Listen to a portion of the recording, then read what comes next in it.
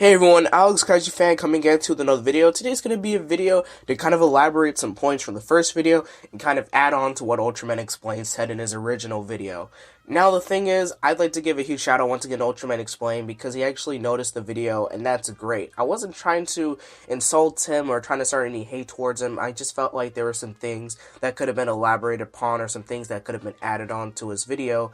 Because obviously, there are some things that I felt as though could have been added. And Ultraman Explained actually realized that there were some things that he kind of forgot, like, for example, the baby scene for Mega Monster Ultra Galaxy Legend.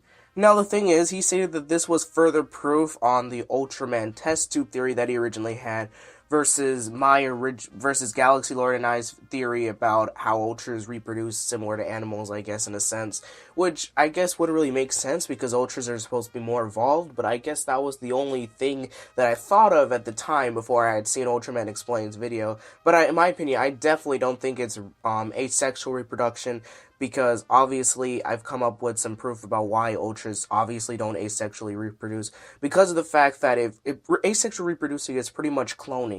The thing is that the Ultra offspring are not the exact copies or identical to their Ultra parents. They're actually different. They either take attributes from both parents and such, and that's what makes them not direct clones of them. I mean, if Ultraman Taro was an asexually reproduced character, again, he would be the exact identical character to Ultra Mother or Ultra Father, depending on which one did asexual reproduction.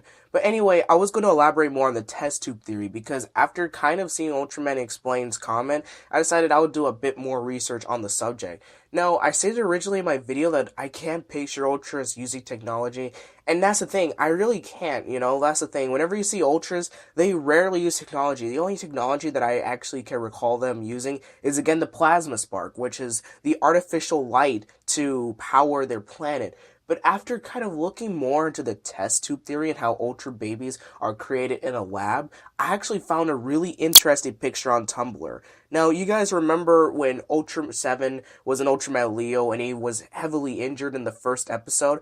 Well, indirect to that, there was an official concept art, which I'm not sure when it came out, but I found it on Tumblr, and it shows Mother of Ultra healing Ultra 7 in what appears to be a lab with a machine. Now, that is crazy because whenever I think of Mother of Ultra, usually she heals Ultras directly via her light energy. So whenever I think of Mother of Ultra as a healer, I just picture her healing an Ultra with a little light beam, like for example what she did to Ultraman Taro in the second episode, I believe. So when I saw this picture, I was thinking, wow, Mother of Ultra uses technology? It's almost as if she's a doctor or something like that, if you were healing someone from a terrible injury. And then that's when I thought, wow, Ultras actually use technology to heal other Ultras. Say, for example, if the injury may be that severe that they have to resort to medical technology to try and help the Ultra, because Ultra 7 was definitely very injured from his fight with the Gila brothers, so that could be the reason why they had to resort to technology. Goodness, I stuttered right there. That's the first time I've ever stuttered, really. I try not to stutter. But anyway, that was a picture that I thought was a really good thing. And you may be thinking, Alex, this has nothing to do with Ultra babies. Well, the thing is, I'm just elaborating from the point that Ultras could potentially use technology. The whole point of Ultraman Explains theory was to prove that Ultras use technology to create their babies via a test tube or something like that, which again goes along with the fact that in Mega Monster Ultra Galaxy Legend, an Ultra baby was actually in a test tube to kind of help Ultraman Explain's point. So I also wanted to help Ultraman Explain's theory a bit more by elaborating on the fact that, again, Ultras do actually use technology, for example, healing. So if they use it to heal a severe injury, why wouldn't they use it for, say, for example, a child or something like that? And I think the best concept is the fact of how Ultras actually appear in general. Whenever you watch the Ultraman series, 9 times out of 10, you're going to have a character who uses some little device to summon the Ultra. And that's very interesting because the fact that these Ultras come from a little tube or cylinder, and then the Ultras use a tube to transform into the Ultraman, shows a direct connection between Ultras and their children, because the baby Ultras appear in a tube potentially, as the picture showed in Mega Monster Ultra Galaxy Legends, and similar to that, Ultras can be stored in devices, like for example the original Ultraman or Ultraman X, where he was in the X Divisor. So this obviously shows that Ultras can be encased with some sort of item, and then transformed upon later. Well, why can't the same thing apply to a child? It may be a bit sketchy in terms of that kind of comparison and connection, but I hope that I kind of got the point across that it is a possible connection.